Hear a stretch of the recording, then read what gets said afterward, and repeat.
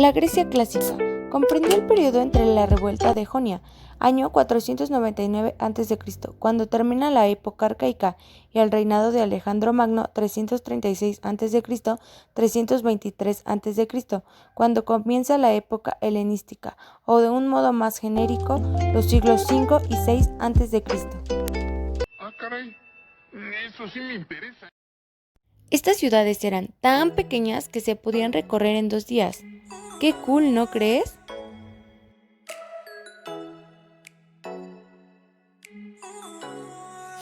¡Hombre!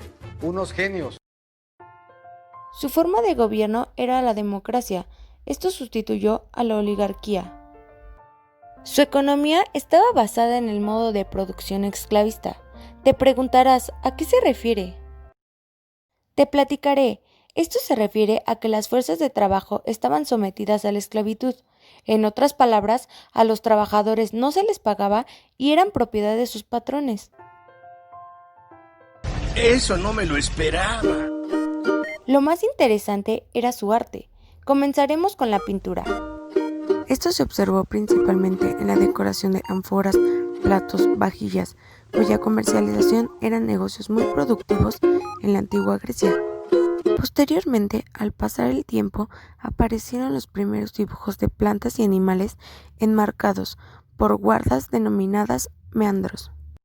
Asimismo, en el periodo arcaico se integró la figura humana, de un grafismo muy estilizado, cobrando gran importancia. ¡Está increíble!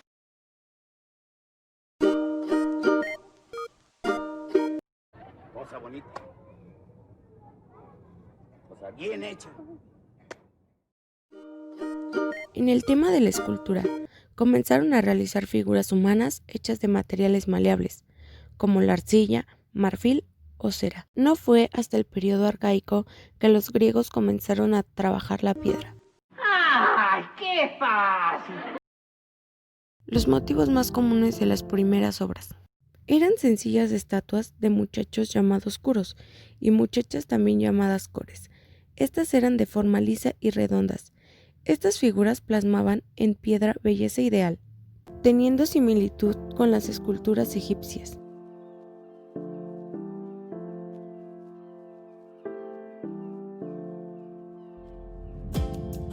Te preguntarás, ¿cómo era su arquitectura?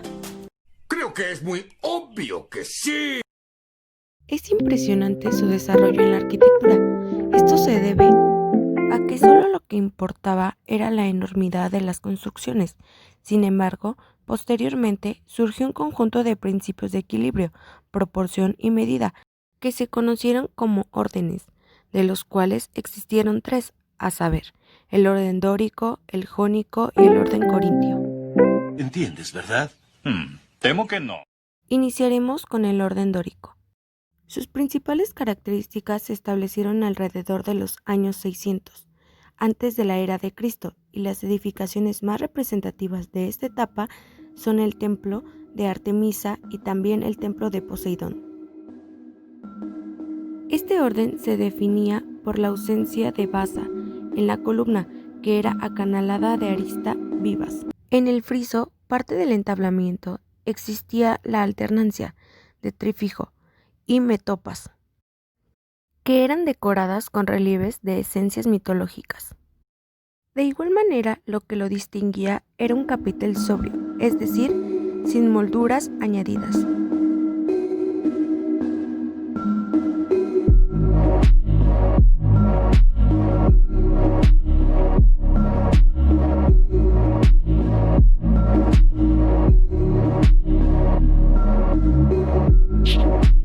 Vaya, eso explica muchas cosas. Ahora te platicaré del orden jónico. Los responsables por el aparecimiento de este orden arquitectónico fueron los jónicos, que en el siglo V antes de la era de Cristo ocupaban el territorio de la actual ciudad de Atenas.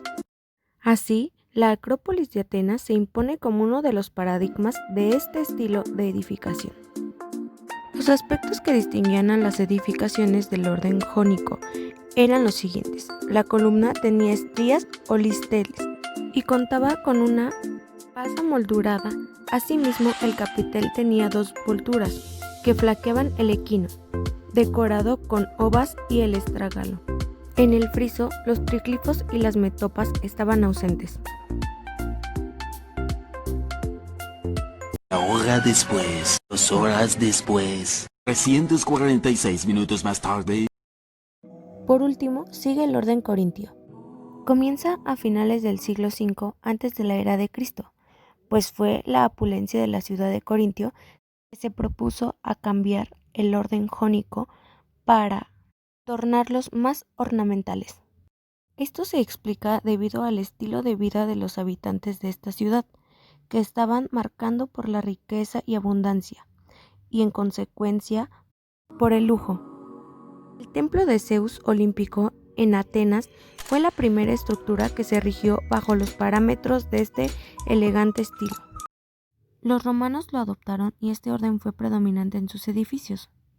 Lo que más sobresale en esta modalidad es el capitel, que portaba gran ornamentación con filas de hojas de acanto esculpidas, 2 cuadrículos y en el medio un rosetón. El friso y la cornisa también ostentaban una rica decoración.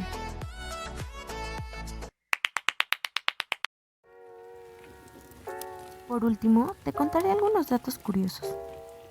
Esperanza de vida. La esperanza de vida de los antiguos griegos era muy alta, algo inusual en aquella época. El promedio de vida era nada más y nada menos que 100 años.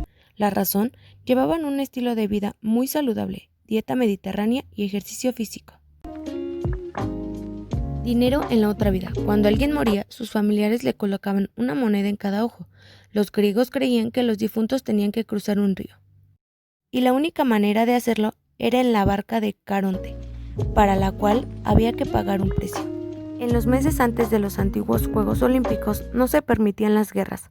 Se hacían para que los espectadores de los Juegos pudieran viajar por toda Grecia sin ningún peligro. Encuentro esto misterioso. Muy misterioso. Vaquero.